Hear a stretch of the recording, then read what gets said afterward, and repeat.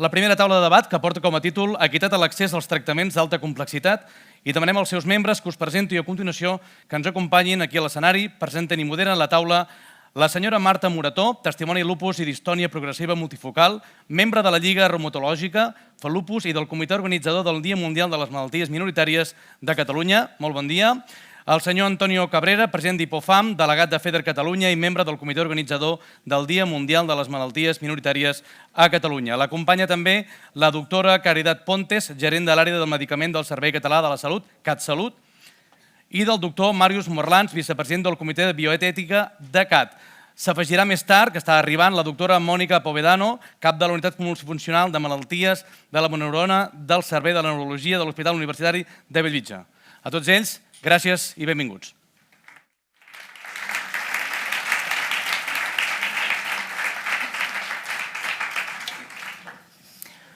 Hola, molt bon dia a tothom. Jo soc la Marta. Faré de moderadora juntament amb l'Antonio d'aquesta taula. Bé, i moltes gràcies sobretot a la Yolanda i a la Plataforma de Malalties Minoritàries per haver-nos convidat en aquesta jornada. Avui és un dia molt important per tots nosaltres i per milions i milions de persones arreu del món. Com s'ha comentat, és un dia mundial. També vull agrair la presència de companys que són una excel·lent companyia i són experts i absolutament professionals que ens podran potser una miqueta ajudar a posar un pelet de llum a certs temes que volem compartir amb vosaltres. Abans s'han comentat cosetes, tant els que han sortit com de testimonis, com el treball que hem presentat amb unes dades a nivell sanitari i social, respecte, sobretot per mi m'ha impactat molt, que s'ha dit, quan cau una malaltia minoritària, és pum, cau una bomba, i comences a necessitar un munt de coses a nivell sanitari, a nivell social, a nivell laboral, educatiu, i així. I un d'aquests temes, més a nivell sanitari, que ajuden, i s'ha comentat, és que a vegades tenim problemes amb els medicaments. I especialment són medicaments molt cars i que a vegades o no estan finançats, es decideix no finançar, o bé es retrassa molt la decisió de finançar-los o no. Jo, abans de tot, voldria dir que tenim sort que tenim un sistema sanitari públic. Amb això s'ha de ser molt agraït, que hi ha altres països que no en tenen. I a més el nostre sistema sanitari públic amb molts bons professionals. S'ha sentit aquí testimonis que estaven al mar de contents. Però falta potser aquest petit problema en el tema dels medicaments. Llavors, per entendre una mica el procés, la Caridad ens explicarà una miqueta en termes més, un petit resum de tot el que és el procés des que s'autoritza un medicament fins que pot arribar a les nostres mans dels pacients. La Caridad, sisplau, moltes gràcies.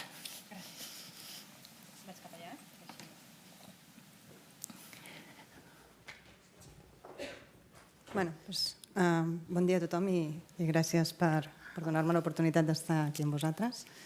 Tinc unes diapos?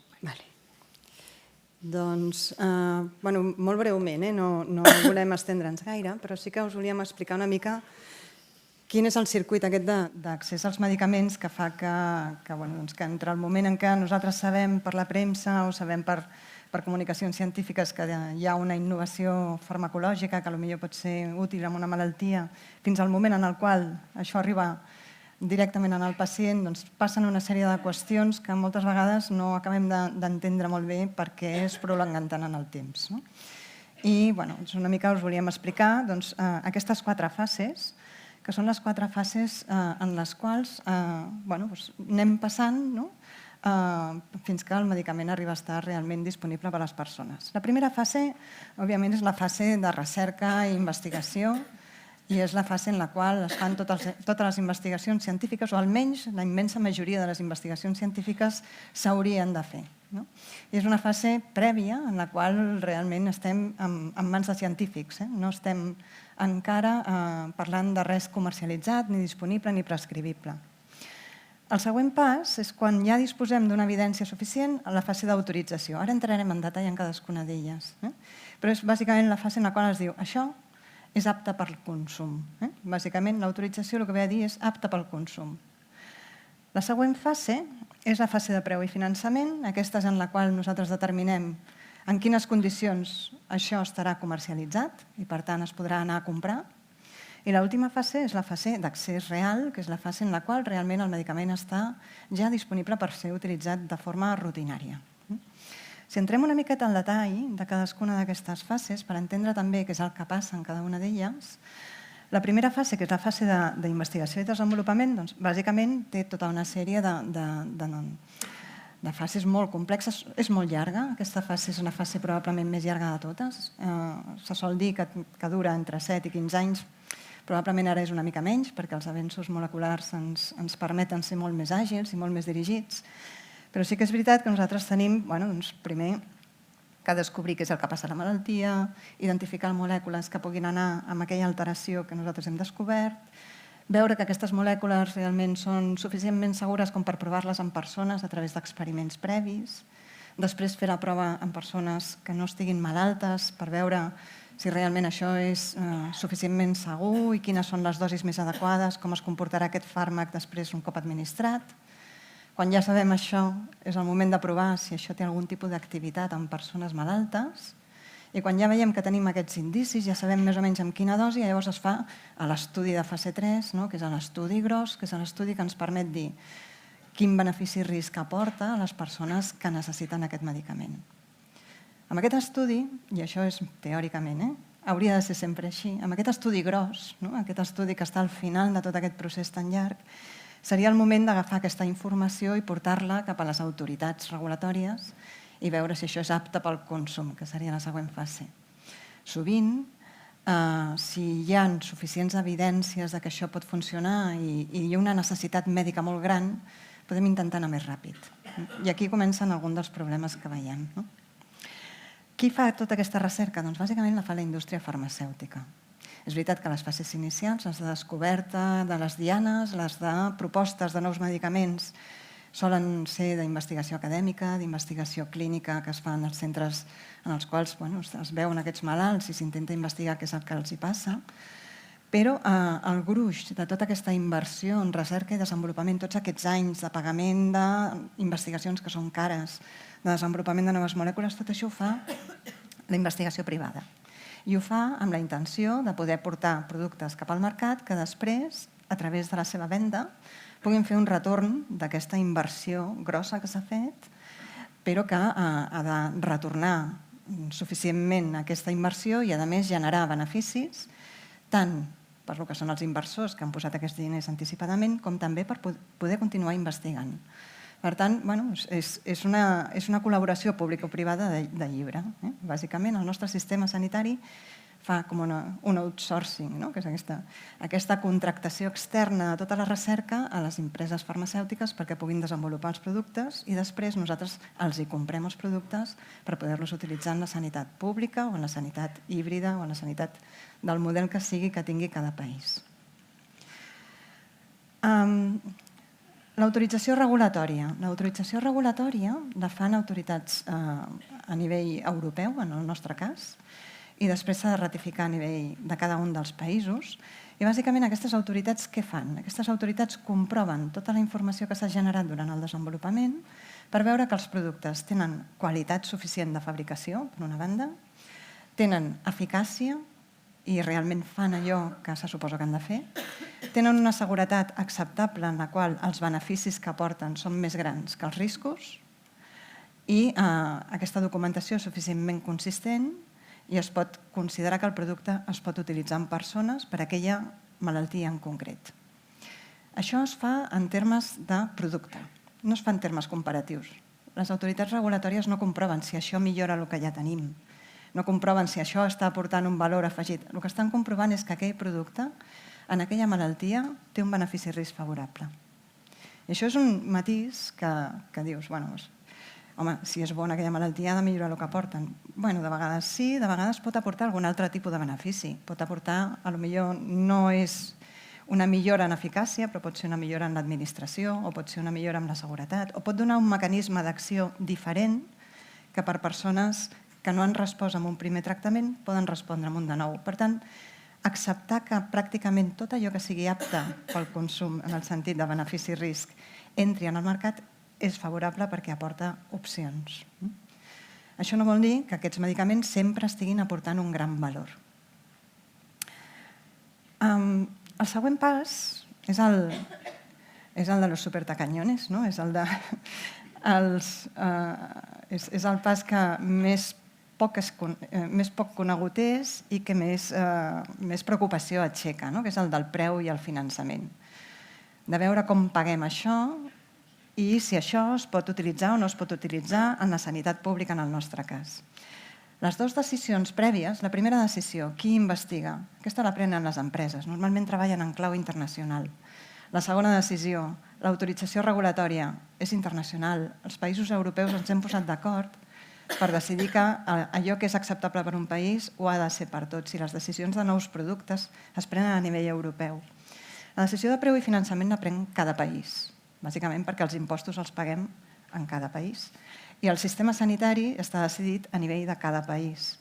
Saber què és el que podem pagar i saber si això el nostre sistema sanitari ho pot incorporar o no és una decisió que s'ha de prendre a nivell de cada país.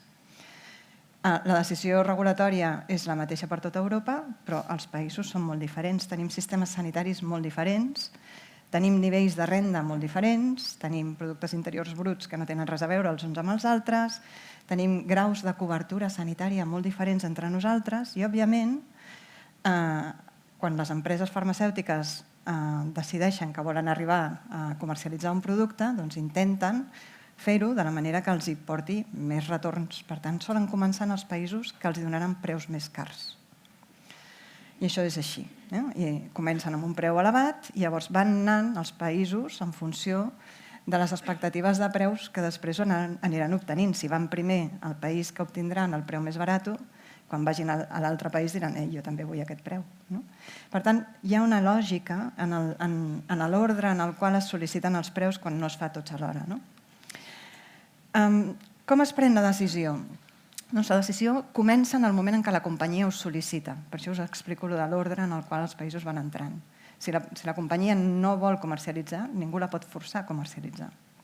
Per tant, el dia que la companyia diu ara vull entrar a Espanya, comença el procediment. I aquí ja tenim un cert retard, en ocasions. No sempre, però en ocasions. Què és el que es fa un cop es fa aquesta sol·licitud? S'ha de rebre una primera oferta de preu de la companyia. I en base a aquesta oferta de preu s'ha de fer la valoració del valor que està aportant en el sistema sanitari aquell medicament. I aquesta avaluació és diferent de l'anterior. L'anterior és el medicament es pot fer servir i aquesta és què ens aporta, quin valor ens aporta i, per tant, què hem de pagar per ell. Això es fa en base també a criteris d'eficàcia, seguretat, però comparatius respecte dels altres medicaments que ja disposem. I aquí es té en compte la necessitat, es té en compte el que s'aporta, etc. Es fa una decisió sobre el preu que ha demanat la companyia i si s'accepta, el producte entra en els serveis del sistema sanitari, però si es considera que el preu és excessiu o que el valor no és suficient, es rebutja. Llavors la companyia pot al·legar i comencem en un bucle de negociacions fins que els dos aspectes són satisfactoris. Això és el que s'emporta el temps de l'accés. La desproporció que tenim entre el que es pot acceptar des del punt de vista del sistema sanitari i el que s'espera retornar per part de les companyies, normalment. Els productes que triguen molt són productes que venen amb preus molt elevats que nosaltres, com a sistema sanitari, amb una perspectiva d'atenció sanitària universal i gratuïta, doncs els hem de poder encaixar perquè els volem poder oferir tots, a tothom, en funció de les seves necessitats. Qui decideix això? Això es decideix a nivell d'una comissió interministerial que inclou a Sanitat, però també a Hisenda, a Indústria i a Economia, les comunitats autònomes i les mutualitats de funcionaris, la Comissió Interministerial de Preus, i és vinculant per poder utilitzar el producte en el sistema sanitari. Important és que en el pas anterior, si no hi ha consens amb l'empresa, l'empresa no comercialitza. No és una decisió que digui la Comissió Interministerial el preu és aquest i l'empresa s'ha d'aguantar. No. Si la companyia no està conforme, aquell producte no entra tampoc. Per tant, és una decisió compartida. I l'últim punt és el punt de l'accés efectiu, que és, bàsicament, quan aquell producte ja es pot comprar, s'assigna un pressupost a la comunitat autònoma per fer-ne la compra i l'hospital o els centres de salut el poden prescriure i es pot utilitzar. Aquí hi ha tota una sèrie de passes molt més breus, però de vegades complicades també, de compra, de concursos, però també la disponibilitat de producte i de vegades tenim problemes de subministraments que fa que l'accés no sigui tan fàcil com hauria de ser.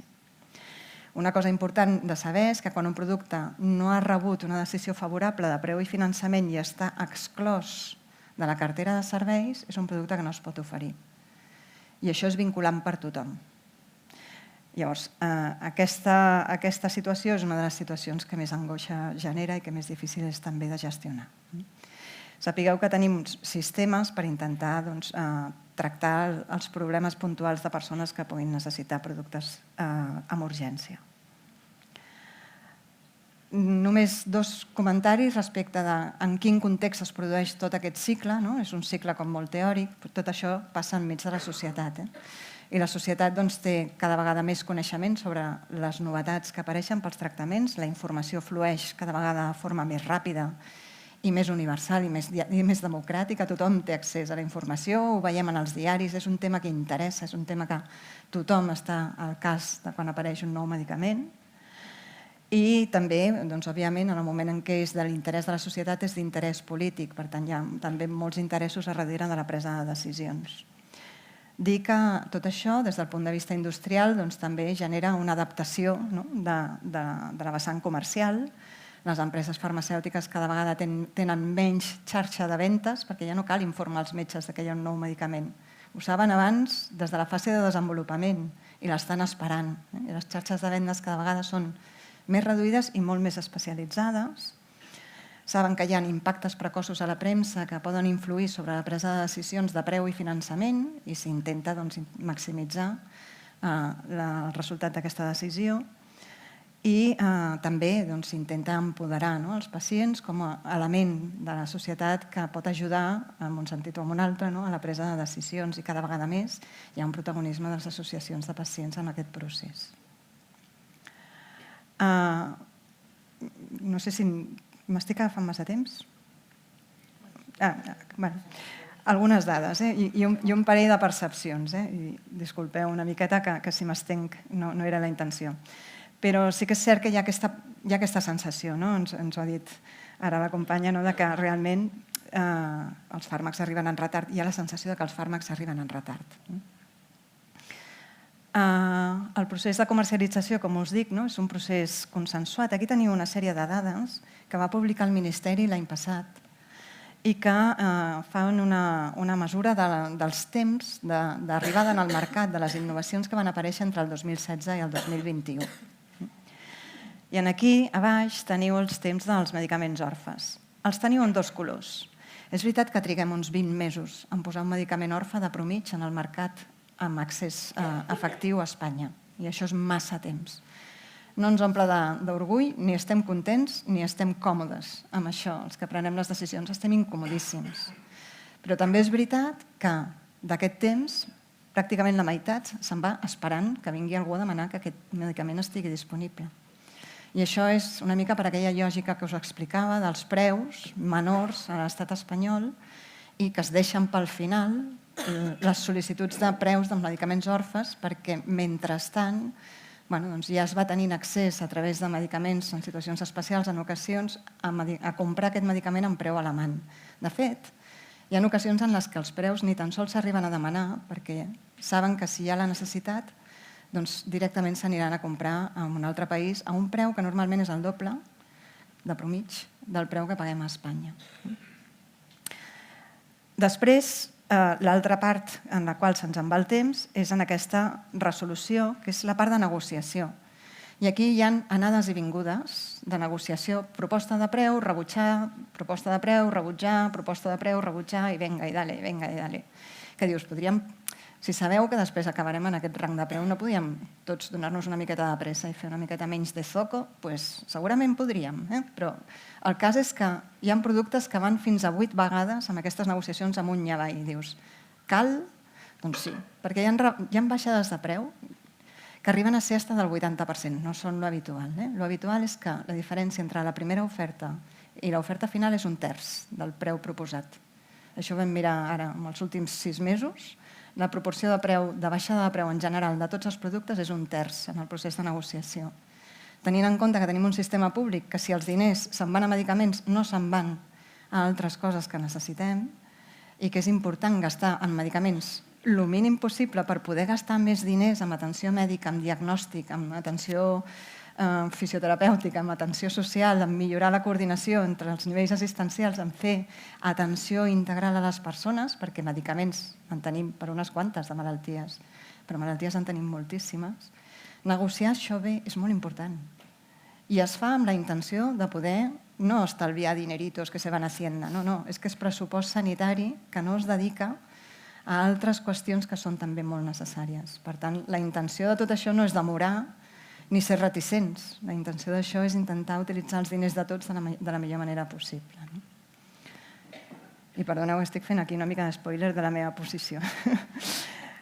Dir-vos que l'accés efectiu és molt elevat i que inclús en els medicaments que són de molt alt impacte i que són per molt poques persones, hi ha un accés progressiu que va pujant. Aquí teniu els milions d'euros, en l'any 2021 eren 52 milions d'euros que anaven a 400 persones que tenien tractaments de molt alta tecnologia.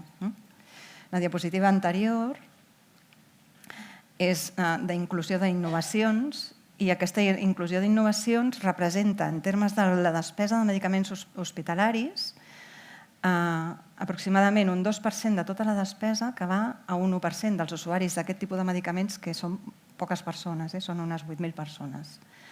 Però que en 2 anys vam entrar 14 fàrmacs orfes no oncològics, que és un número de fàrmacs orfes que jo crec que està bé. Està bé. I quan entren per tothom que els necessita sense problemes. La qüestió és poder aconseguir això.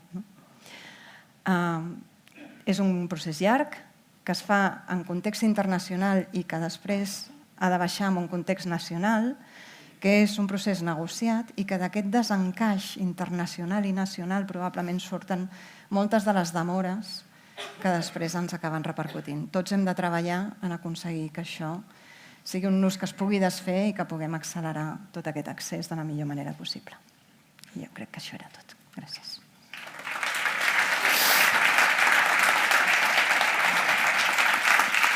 Bé, moltíssimes gràcies. Moltíssimes gràcies en aquesta explicació tan clara, tan pausada per fases, que penso que s'ha fet molt entenedora per tothom.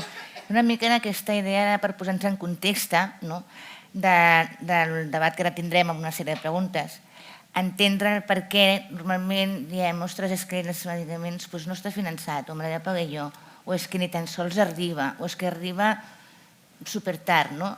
Fer aquesta una mica una fotografia per entendre el procés. Però nosaltres també volíem ensenyar una mica dels números, que com bé ha comentat la Caritat, és que és un problema, no penso que és global, és un tema que sí que és un problema, però que patim som els pacients. Llavors, jo penso que si podem passar la diapositiva, sisplau. Gràcies, moltes gràcies, Ònica.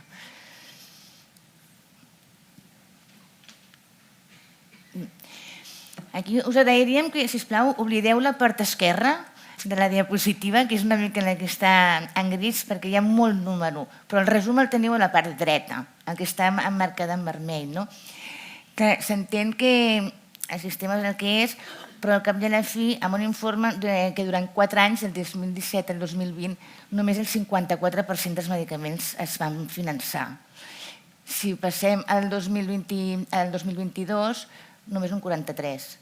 La bona notícia del 2022, que si us fixeu, de tractaments i medicaments per malalties minoritàries o medicaments orfes, va incrementar el número d'aprovacions a l'Agència Europea del Medicament. Això és molt bo, com a mínim que s'ha valorat que és un medicament bo, vull dir, efectiu, segur i això.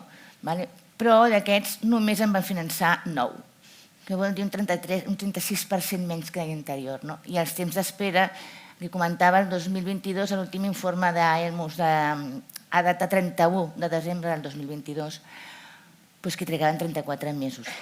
és cert que el procés és molt complex, és molt complex, no? Però a darrere estem els pacients, no? Com veuen vostès o des de l'administració una mica el balanç d'aquest procés tan llarg, però que darrere hi ha pacients que ens estem esperant o que potser no podem ni accedir? Jo crec que hi ha un tema que és molt important que el puguem arreglar i que probablement és l'assignatura pendent més grossa que tenim, que és la de garantir aquest accés precoç mentre estem fent aquesta negociació d'una forma pausada. Si nosaltres el que fem és sistemàticament permetre des del moment de la recerca gairebé, en el moment en què ja tenim les primeres evidències, comprar aquest medicament al preu del primer país que el tingui autoritzat, que és el que en aquest moment estem fent, és un incentiu pervers, perquè nosaltres estem comprant el medicament amb un preu molt més elevat que ens està condicionant després, està expressant la nostra disponibilitat a pagar per aquest medicament i ens està condicionant a preus molt elevats que ens poden portar en algun moment amb un grau de despesa amb els medicaments tan elevat que ens haguem de plantejar si els podem donar tots o no. Si nosaltres tinguéssim un sistema legal i legislat d'accés als medicaments en els quals garantíssim que això incentiva a que les negociacions siguin més ràpides per les dues bandes, i això és possible, probablement tindríem molts menys problemes dels que tenim. I aquest sistema segurament és pactar aquest accés que sigui sempre en condicions de gratuïtat, amb aplicació retrospectiva de les condicions que s'assoleixin. D'aquesta manera, nosaltres sabem que la companyia no vindrà 8 vegades a veure quién aguanta més. Correcte.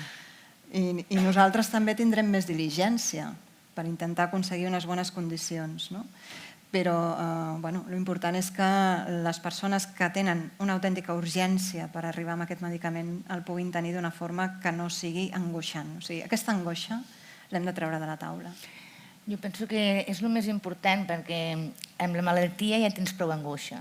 Després s'ha de sumar el malestar de la malaltia, que a vegades falten ajudes socials o ajudes a nivell laboral o educatiu. I sobre ja el medicament, tinc problemes per accedir, és ja com la pilota pels pacients se'ns fa massa grossa. Jo penso que es podria treballar per aquesta línia, penso que seria bo. Què caldria treballar per poder accedir a aquesta línia que comenta, sisplau? Jo crec que hi ha una necessitat d'establir normativa i després un pacte social amb les empreses farmacèutiques, òbviament, que també estan interessades. Jo crec que tampoc estan contentes. Això no li agrada a ningú. A qui li agrada fer patir les persones? A ningú. Nosotros somos buenos. Estem fabricant medicaments i estem integrant medicaments en el sistema sanitari, no armes. Aquí hi ha bona voluntat per part de tothom, però sí que és veritat que s'han de poder casar els interessos. No pot ser que hi hagi un sistema abusiu contra la indústria o la indústria no hi jugarà. Ni pot ser que hi hagi un sistema abusiu amb el sistema sanitari perquè el sistema sanitari té una elasticitat limitada. Els recursos són els que són. Llavors, jo crec que és necessari seure i parlar tots amb llibertat i amb compromís de poder garantir que això es produeixi. També jo crec que és important tenir present que el medicament no ho és tot. I al final sembla que tot és el medicament. Ja portem una estona i només estem parlant del medicament, el medicament. I per què parlem del medicament? Doncs bàsicament perquè es donen les condicions perquè ho fem, perquè hi ha interessos a darrere. És una cosa tangible que la pots tocar. Aquestes discussions no les tenim tant per altres coses que també fan molta falta. Sí, però com he comentat abans, que és una angoixa tenir una malaltia, és un patiment perquè si tens dolor, problemes de caminar o així, però aspectes socials, educatius, és un paquet. Però sí que realment el medicament estan pensats normalment o per curar, que hi ha moltes malalties com les nostres que no es curen, o per pal·liar o bé per incrementar la qualitat de vida. Clar, això nos acogemos com un clavo ardiente que és favorable per als pacients disposar d'això. Jo penso que s'hauria de treballar més en equip o així. No sé, doctor Morlans, com veu aquestes dades i el tema dels pacients de darrere. Bé, en primer lloc, agrair estar aquí. Per mi és un plaer els que em coneixen saben que amb això jo havia col·laborat des de l'inici quan encara aquesta cosa no havia agafat a volada i sempre he posat com a exemple a les malalties minoritàries del molt que es pot fer quan t'agrupes. Per mi és un exemple. I tinc persones aquí a la sala que són referents de vida, de vitalitat. Jo he vingut aquí sense papers, no diré enganyat, però una mica perquè sembla que això de l'ètica dona reals, i estic aquí una mica. Jo des del primer moment vaig dir que la meva presència era bastant superficial i m'explicaré. Els eticistes ens dediquem a analitzar problemes ètics, que vol dir que amb bona voluntat no saps per on anar. No sé si m'explico. I aquí està clar que se sap a on anar.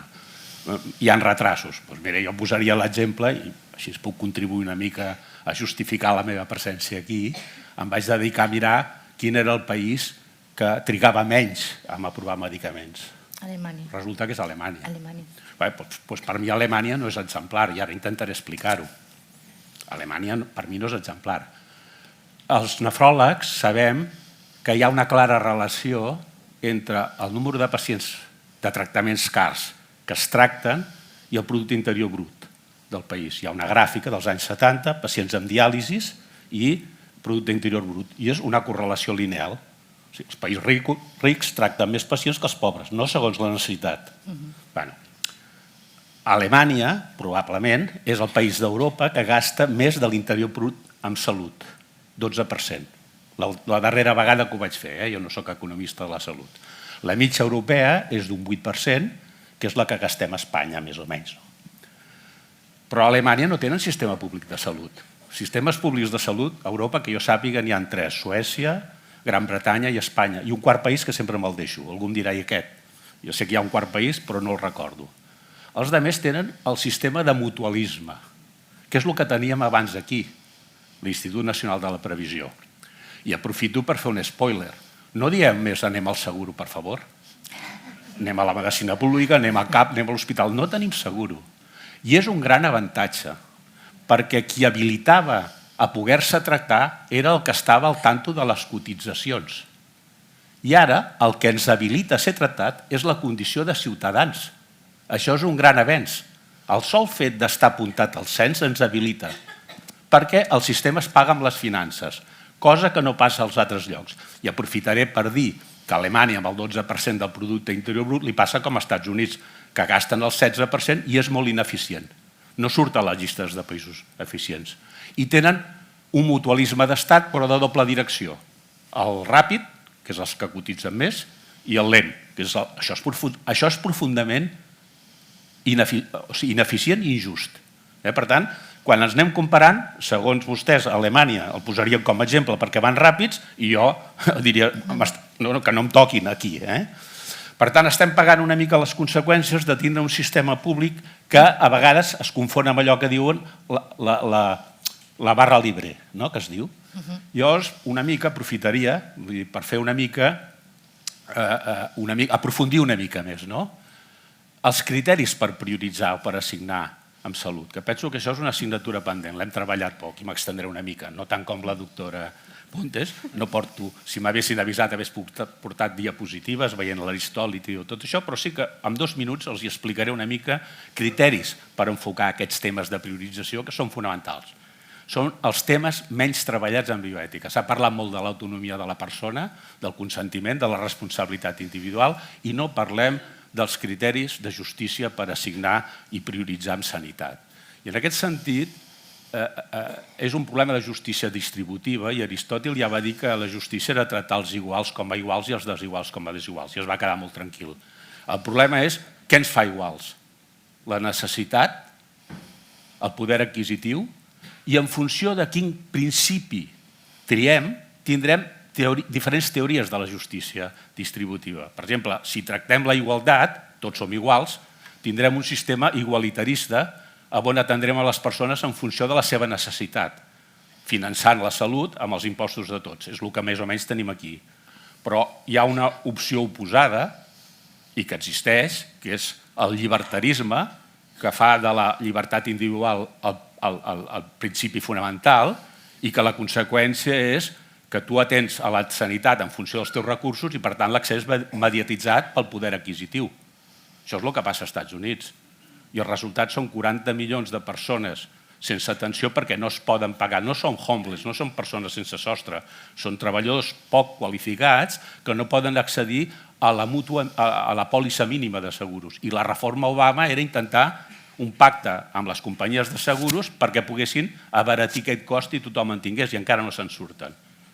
Fixi's bé la gran diferència. Hi ha l'autoritarisme que ens ve a dir que el que s'ha de fer és repartir les coses de manera que satisfaguin el major número possible de persones. Doncs bé, aquests 3 criteris, que són ben diferents de justícia distributiva, un pensador nostre, Diego Gracia, els ha sintetitzat amb 3 criteris que jo sempre tinc present i que m'agradaria transmetre a vostès. El primer criteri diu que en qüestions de salut el principal protagonisme és la pròpia persona, que no ens hem d'alienar. Per tant, que hem d'exercir sempre una decisió sobre la nostra... Nosaltres som els principals responsables sobre la nostra salut. I que alienar-ho, és a dir, donar la responsabilitat d'això a una institució, a l'Estat, al govern, això és insà. El segon criteri és que l'Estat hauria de proporcionar un paquet mínim bàsic per garantir el funcionament de l'espècie. Perquè si estàs malalt no pots gaudir dels altres béns. Per tant, l'Estat hauria de garantir, tots haurien de garantir aquest paquet que ens permetés, en cas de necessitat, recuperar-nos, si és possible, i si no, cuidar-nos. I el tercer criteri, que és el més important i ha estat present el Covid, o bé tingut que estar present, és quan no n'hi ha per tots, què es fa? Doncs el primer que es fa és admetre que es trenca l'equitat. Quan no n'hi ha per tots no es pot dir posar el cap sota l'ala, no n'hi ha per tots. Per tant, no podrem ser equitatius. Aleshores, què fem? Buscar el màxim bé i minimitzar el mal. Fixin-se bé que aquests 3 criteris, el primer correspon a una visió liberal de la societat, a l'individu primer. El segon criteri correspon a una concepció igualitarista. Tots hem de tindre cobert un mínim de necessitats. I el tercer criteri és de tipus utilitarista. I amb això he volgut fer una petita contribució teòrica i ara no sé si he contestat a la pregunta que em feia. Està molt bé perquè ha tret un concepte que nosaltres també volíem treure, que és aquest tercer concepte tan important, el de l'equitat. Sí. Vostè diria que en aquest país, en Catalunya, hi ha equitat en el sistema sanitari de serveis com a medicaments? Jo en aquest Perdó, la pregunta és... Sí. Jo ara això hauria de contestar. Ara li tiraré un capote a la doctora Ponte, perquè dona la casualitat que jo soc membre de la comissió d'harmonització. Bé, no dona la casualitat. Buscaven un expert en ètica i es veu que no n'hi ha tants i van vindre a raure amb mi. I la comissió d'harmonització té aquesta finalitat, garantir l'equitat amb l'ús dels medicaments a Catalunya. És una composició pluridisciplinar, alguns de vostès són membres, els representants dels malalts, hi ha tot el territori, els àmbits, primari, hospital, experts, gestors, una trentena de persones, i potser el millor que es podria dir, que a mi que em van convocar com a eticista, és que he intervingut poc, pràcticament mai, perquè entenc que les coses es fan bé en el sentit de buscar, amb totes aquestes dificultats, tot això que ha explicat la doctora Ponte ho patim, però també ho entenem, aquesta negociació. Clar, si fóssim a Alemanya, potser pagaríem i callaríem, però no és això, no? Per tant, jo crec que aquí la voluntat hi és. I li diria una cosa, a mi no m'importaria que les sessions es retransmetessin. Són transparents absolutament. No sé si es fan auditories després per veure, però de quan en quan es fan. Es mira si realment allò és cert. S'analitzen el perfil de pacients, qui ho ha rebut, on estan. És a dir, no només ens conformem, formo part, en donar recomanacions d'ús de medicaments, sinó que després, de quan en quan, es fan uns excel·lents estudis de resultats, veient, i aquí es comprova que les persones que en general ho han necessitat ho han rebut.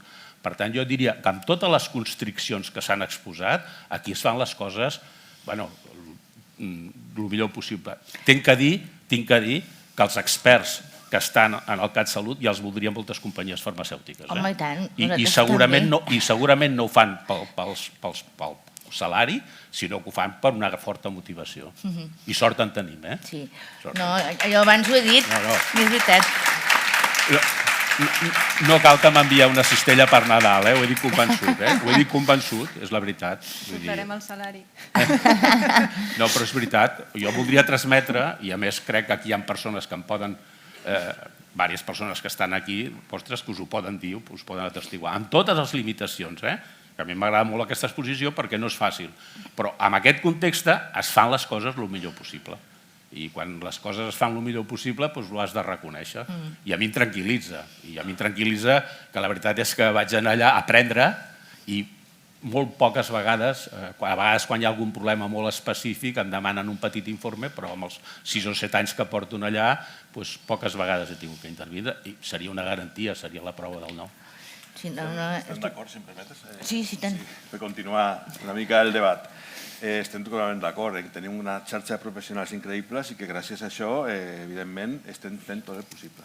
Bueno, estem fent tot el que poden, tot el que tenen al seu abast, però, clar, estem aquí, tant la Marta com jo, representant pacients. I des del nostre punt de vista, no podem caure en el conformisme. Evidentment, si no ho féssim, si ho haguéssim fet, no hauríem avançat com s'ha avançat els últims anys. I pensem que anem per un bon camí, però anem per un camí. I el problema és que volem anar per una autopista. O sigui, no volem anar per un camí.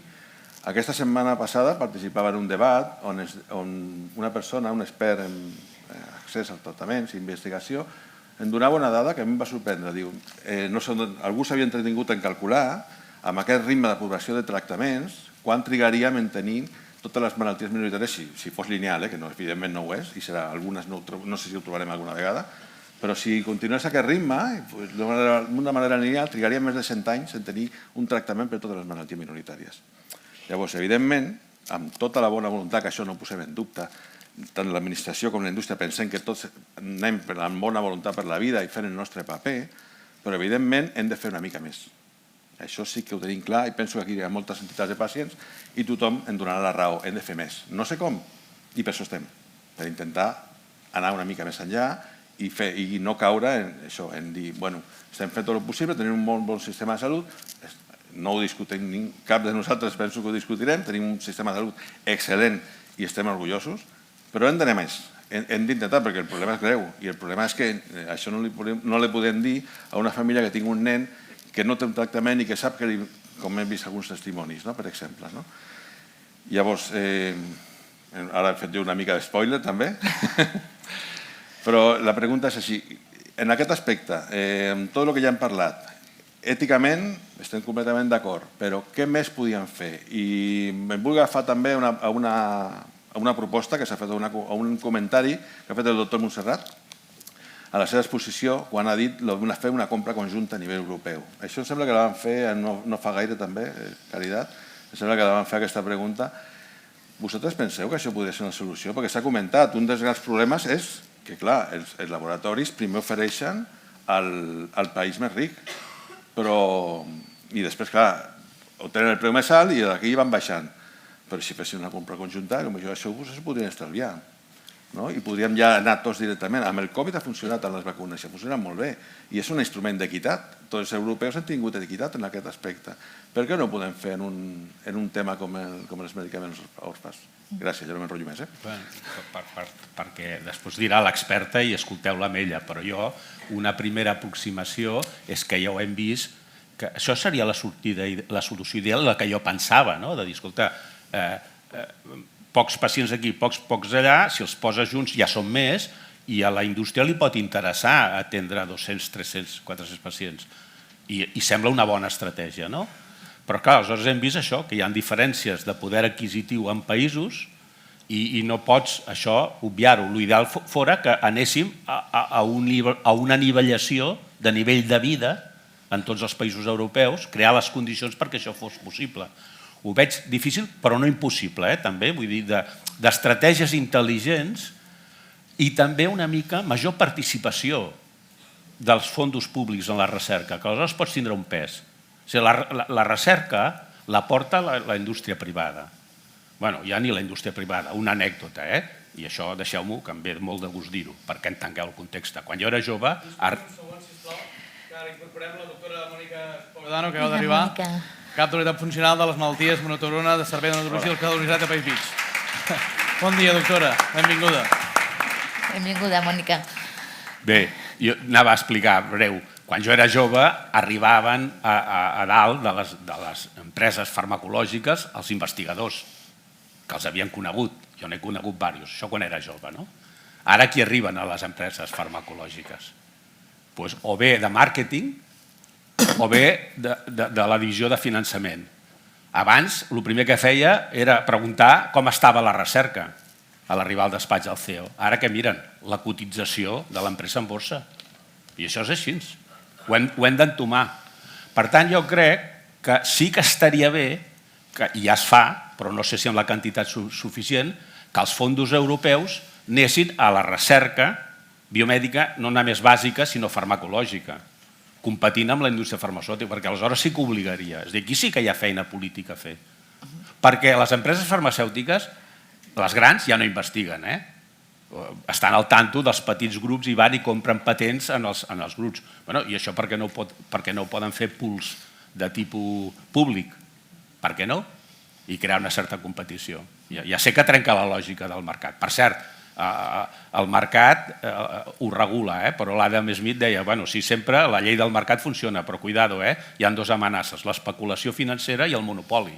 I moltes vegades, quan tens un medicament que està patentat i durant 10 anys no pots fer competència, això és una situació semblant al monopoli.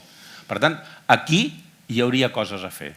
És a dir, fomentant més recerca pública en fons públics, o que els fons públics anessin a laboratoris petits, però que la patent se la pogués quedar, aquí jo crec que hi hauria una arma o una palanca per tindre més força en aquestes negociacions que es porten a terme i que són negociacions que, com diu molt bé l'autora Pontes, si a la llarga volen vendre s'acabaran entenent, però no hi fa que les coses es dilatin i creïn aquesta angoixa. L'altra solució m'ha agradat, que diu, sapiguem que ens entendrem, comencem a dispensar el medicament de manera gratuïta i després ja revertirem el cost. També és una solució, no? Però per mi el gran desequilibri està en què tota la recerca està en mans de les farmacèutiques i aquestes, lògicament, aspiren al guany.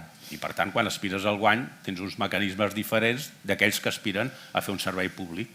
I fer compatibles aquestes dues, ja hi ha gent que es dedica a fer-ho i ho fa molt bé, però no és fàcil.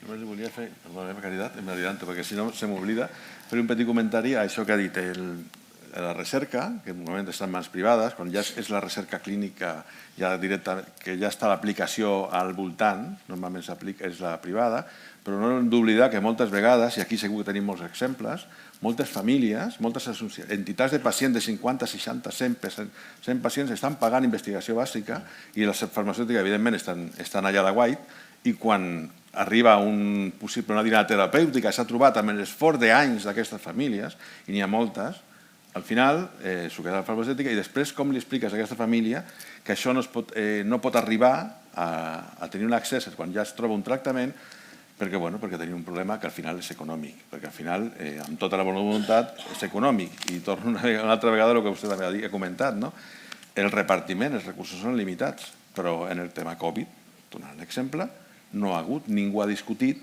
que s'havia de pagar el que costés. En què invertim els diners? No és que n'hi ha una quantitat que tenim assignada, però podria ser més. Per què no podia ser més? Potser sí, no? Perdona, Caritat.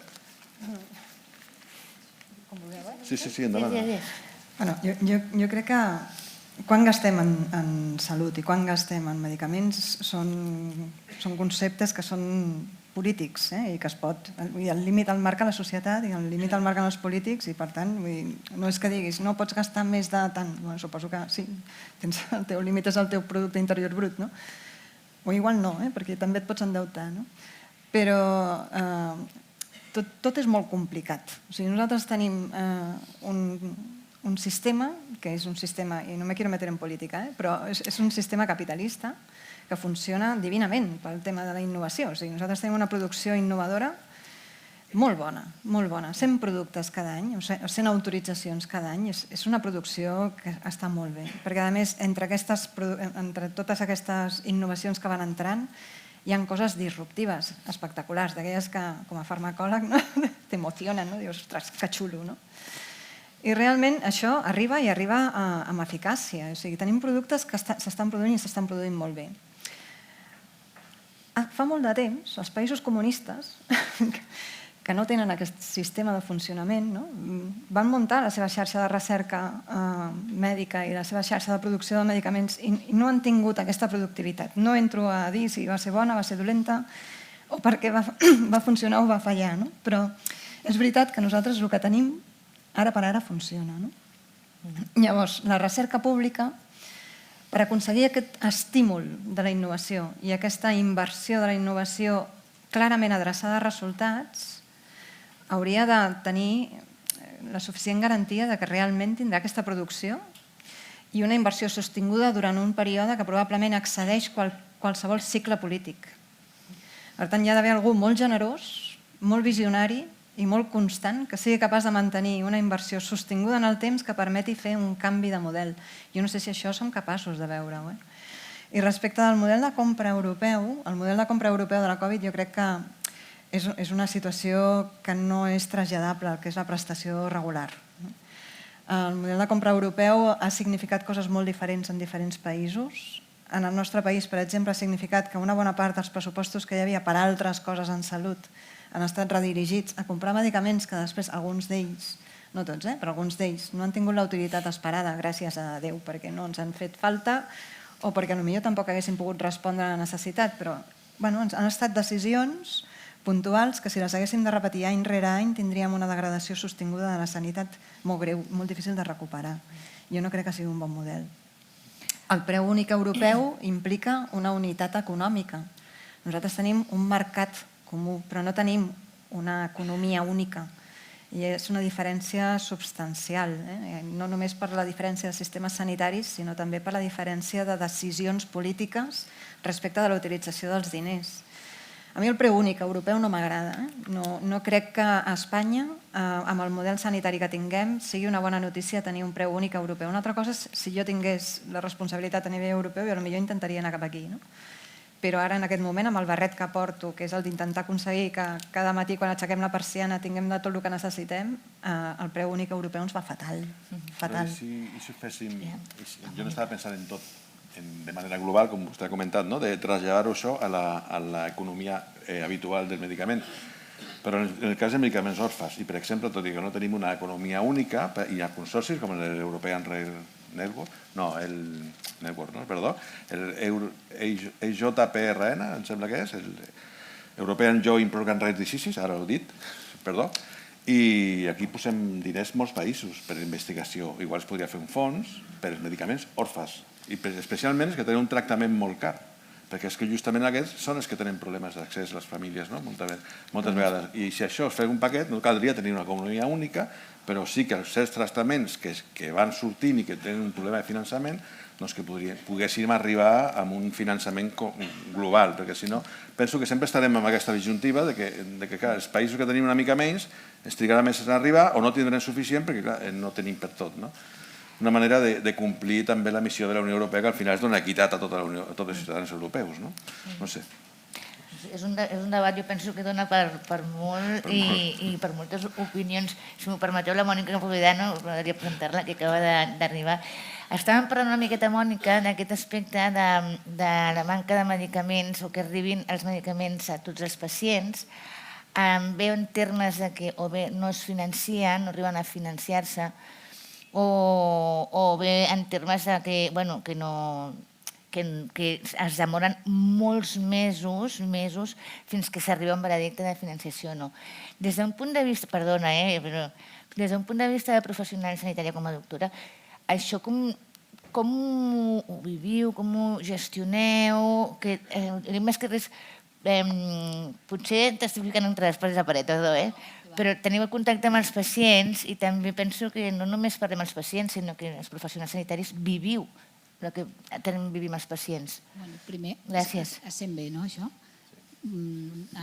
Disculpo per arribar tard, és que m'ha tocat participar en una taula en el mobile, no havia estat mai en el mobile, i era sobre e-health i innovació en un programa que hi ha de 4 years from now, això que diem de fer polítiques o fer accions a 4 anys vista, no? I clar, aquí parlem de diners i una mica per lo que deia el company, allà el públic, una sala bastant gran, eren startups i jo crec que el fet que això estigui en mans privades i hi hagi competència genera innovació, no? Una miqueta i molta d'aquesta innovació va dirigida a patologia minoritària o a patologia poc freqüent i la utilització d'aquestes tecnologies. O sigui, he trobat que era una taula molt interessant i també posava de manifest la inequitat a l'accés en innovació digital a nivell europeu. O sigui, veig que els mateixos problemes que es puguin tenir en els fàrmacs també hi ha en la innovació digital. Aclarit això i demanada la disculpa per arribar tard. Els professionals davant de pacients ens trobem moltes vegades amb problemes d'intentar fer entendre a aquella família o aquell pacient que per molt que aquest fàrmac hagi estat aprovat per l'Agència Europea del Medicament i que estigui en cartera de serveis, que estigui disponible, que nosaltres el puguem prescriure i que ho pagui l'Estat, aquell medicament, doncs té uns temps. I això és una cosa que no s'entén o no... I ens costa molt als professionals justificar-ho i a vegades truquem al departament de la doctora Pontes dient escolteu, és que per nosaltres és un problema. I sí que és cert que en aquest sentit la indústria farmacèutica moltes vegades o la majoria de vegades ens el dona gratuïtament per ser reembolsat més tardíament, donat que ja ha estat aprovat, perquè el pacient pugui tenir accés. Però és cert que les famílies reivindiquen el tractament i els professionals ens trobem que no tenim el poder suficient per poder fer determinades coses. O sigui, tampoc no és una posició fàcil des del punt de vista professional. Perquè, per exemple... I una altra cosa, perdó. A nivell europeu, jo vaig poder participar en el Consell Econòmic i Social Europeu, òrgano consultivo no legislativo de la Unió Europea, sobre equitat en malalties rares i accés a fàrmacs. I la Unió Europea en aquest proper semestre, que em sembla que presideix Espanya, una de les línies és malalties rares i equitat d'accés a tractament. Per tant, igual és un bon moment per fer un impuls des de la Unió Europea en aquest sentit. Sí, de fet, i ara faré spoiler, però des de FEDER és una de les línies que estem impulsant, justament aquest any, aprofitant la presidència espanyola, intentar aprofundir en això. Sí, correcte. Jo penso que és molt important quan es tinguin aquests espais de fer una mica de pushing, de poder una mica apretar per tirar una mica endavant i ficar una mica de llum a aquesta problemàtica del finançament i del retard que en cap benefici, com bé dius, que és un tema de finançament, de polítiques, de pressupostos i així.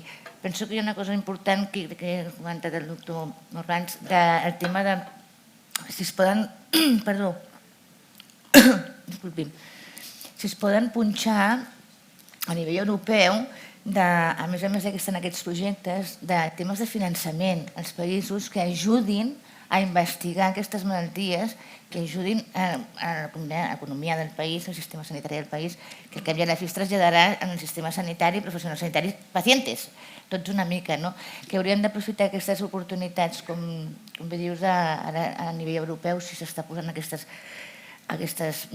propostes de millora o aquests plans, és important de sumar-s'hi. Jo crec que hi ha un tema important que és garantir que els incentius realment aconsegueixen el que està previst que aconsegueixin. Nosaltres tenim una regulació de medicaments orfes que ha generat moltíssima innovació, però una gran part d'aquesta innovació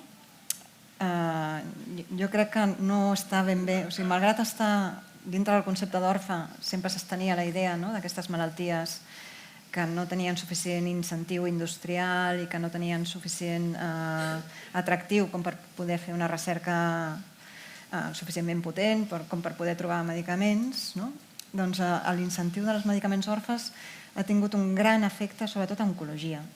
I a oncologia ha desenvolupat diversos tractaments que són tractaments de 1.000 milionaris de facturació. I realment ara, en aquest moment, per moltes companyies farmacèutiques, un dels indicadors de bon pronòstic econòmic és disposar de medicaments orfes.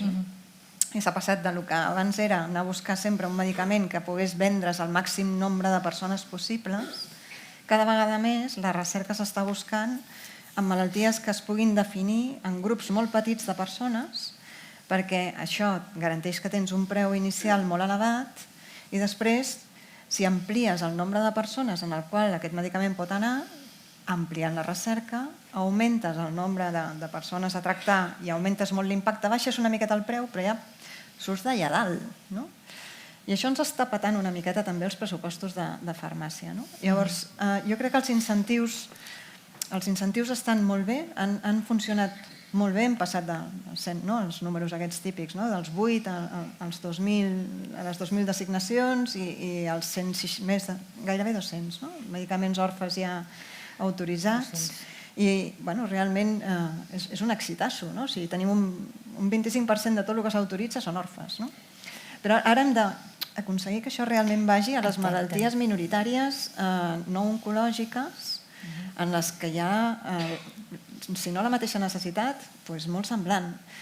I que no veiem coses com coses que l'altre dia estava repassant uns productes. I hi ha indicacions autoritzades no comercialitzades per no erosionar el preu del producte.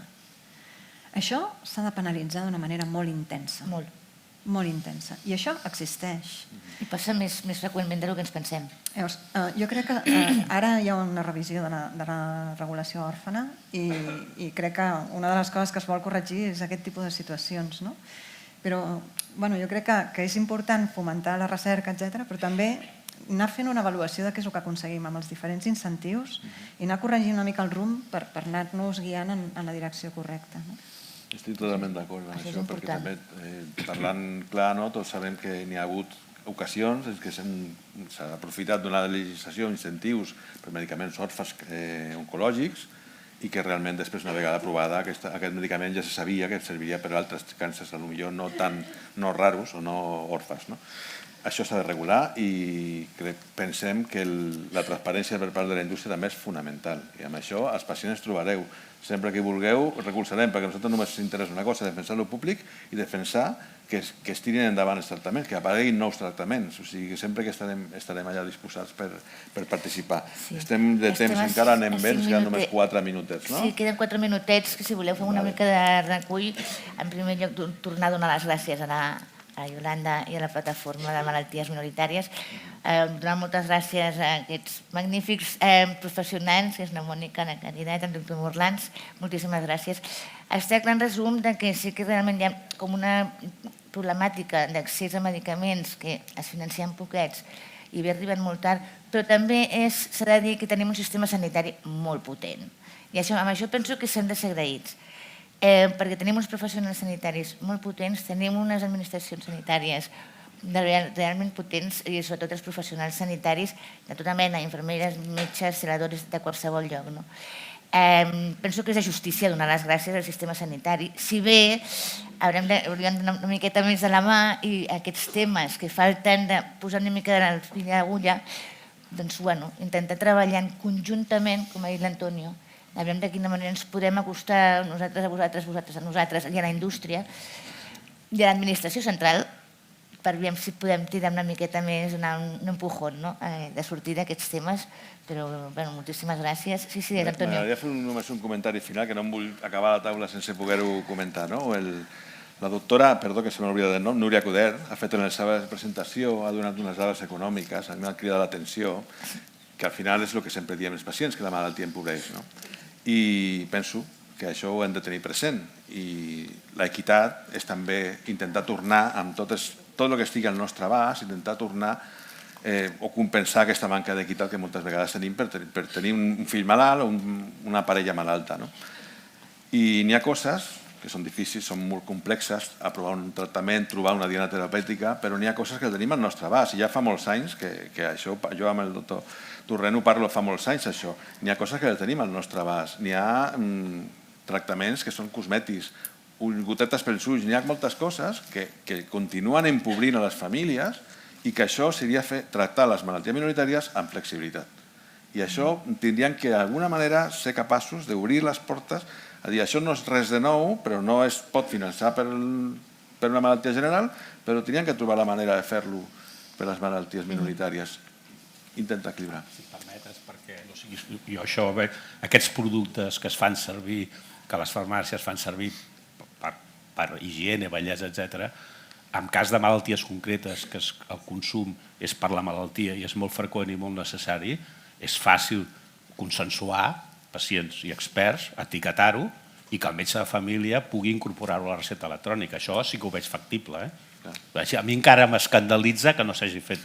Ho dic perquè des del punt de vista professional no hi veig gaires dificultats. Però hi ha molts apòsits que hi ha i temes interessos, que no estan ja finançades. No, ja t'ho dic, m'estic referint que en aquelles malalties en què això és necessari es poden identificar, una comissió d'experts i de persones de la malaltia es poden posar d'acord i identificar quines són aquestes malalties i aquestes que tinguessin la factibilitat de ser reconegudes per tots els agents i que el metge de família, la metgessa de família la pogués incorporar a la recepta electrònica. fantàstic. Ara, dificultats.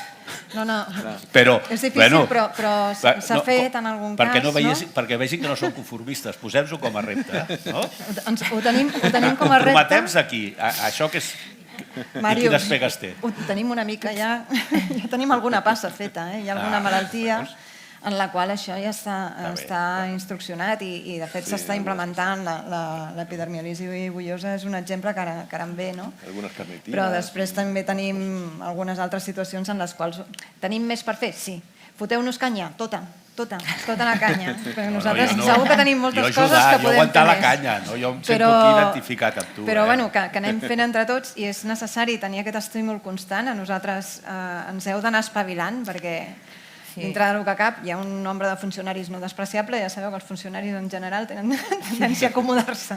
Servidor públic. Però foteu-nos canya periòdica perquè nosaltres estem aquí per servir, bàsicament, i per tant... S'agraeix moltíssim i amb aquest comentari de ficar-nos canya, jo penso que ens hem de ficar canya entre tots. Conya. Fotre canya amb conya, és el lema. Eso se va a la PM, ¿no? No, que ens hem de ficar canya entre tots i com no acabar, que si entre tots ens espavilem, tots fem pinya, que és el lema d'aquí. Moltíssimes gràcies.